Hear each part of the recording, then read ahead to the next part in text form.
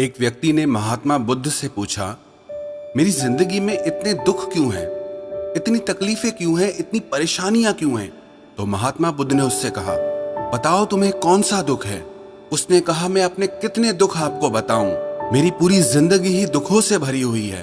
जो मेरे रिश्ते हैं उन रिश्तों से भी मैं दुखी हूँ और मेरे शरीर में भी बीमारियां होती रहती है। एक के पीछे एक दुख लगा ही रहता है। तो उस व्यक्ति ने कहा, ना मैं अपने रिश्तों से खुश हूँ, ना अपने परिवार से खुश हूँ, ना अपने मन से खुश हूँ और ना ही अपनी जिंदगी से खुश हूँ। लगता है ऐसी जिंदगी से अच्छा है कि मैं मर जाऊं, कोई मतलब ही नहीं जीने का।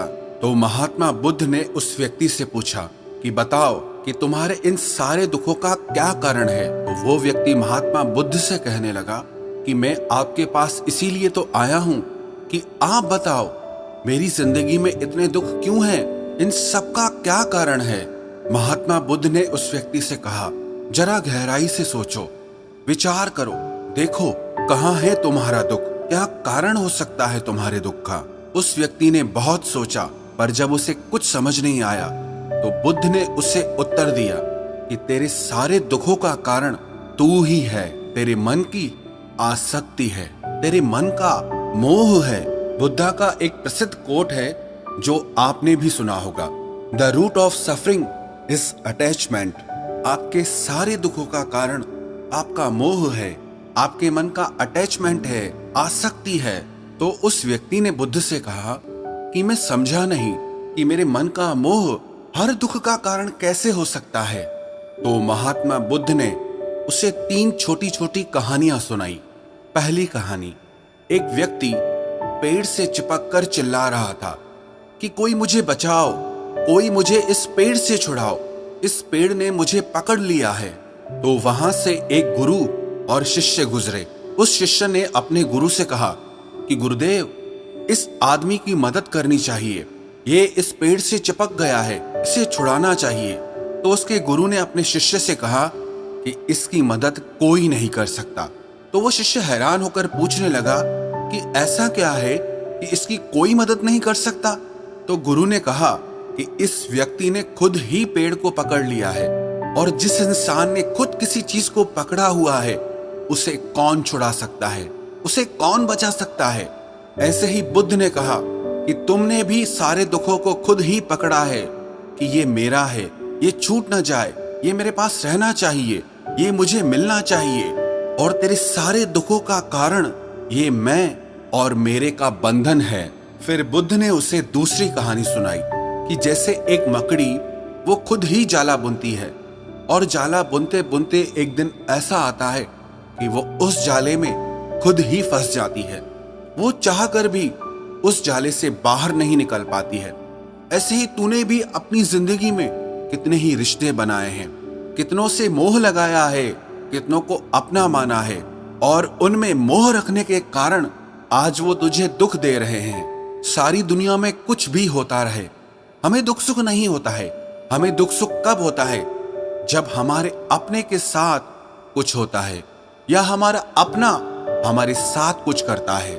फिर महात्मा बुद्ध ने उसे तीसरी कहानी सुनाई कि शहद से भरे एक पात्र में एक उड़ती हुई मक्खी घुस जाती है। उस शहद के मीठे रस में उसे बहुत आनंद आता है, वो बहुत प्रसन्न होती रहती है और अगर वो चाहे तो थोड़ा सा शहद का रस लेकर के वहां से उड़ सकती है, लेकिन वो उस रस में इतना डूब जाती है, इतना खो जाती है कि वो वहां से उड़ना ही नहीं चाहती और उस रस को लेते लेते उसके पंख उसी शहद में फंस जाते हैं। फिर जब तक उसका पेट भरता है वो बुरी तरह से उस शहद में फंस जाती है। फिर वो वहां से निकलने की बहुत कोशिश करती है, आगे जाती है, पीछे जाती है, दाएं जाती है, बाएं जाती है, पर वो वहां से उड़ नहीं पाती है, वो फंस जाती है उसी में ही। ऐसे ही तूने भी अपनी जिंदगी में जिन रिश्तों में आनंद लिया, सुख लिया, शुरू शुरू में तो तुझे बहुत सुख आया और आज वही रिश्ते तुझे दुख दे रहे हैं। ऐसे ही जब कोई व्यक्ति जब स्वास्थ्य की परवाह ना करके स्वादिष्ट रसों के पीछे पड़कर कुछ भी खाने लगता है तो आगे चलकर उसका शरीर खराब हो जाता है, उसके शरीर में रोग आ जाते हैं। ऐसे ही जब मन संसार की बहुत सारी आशाएं कर लेता है, तृष्णाएं और वासनाएं कर लेता है, तो उसके मन में धन का लोभ आ जाता है और फिर चाहे उससे कितना भी धन मिलता रहे, उसकी तृप्ति कभी भी नहीं होती। वो हमेशा धन से अतृप्त रहता है और फिर इससे उसके मन में दुख का जन्म होता है।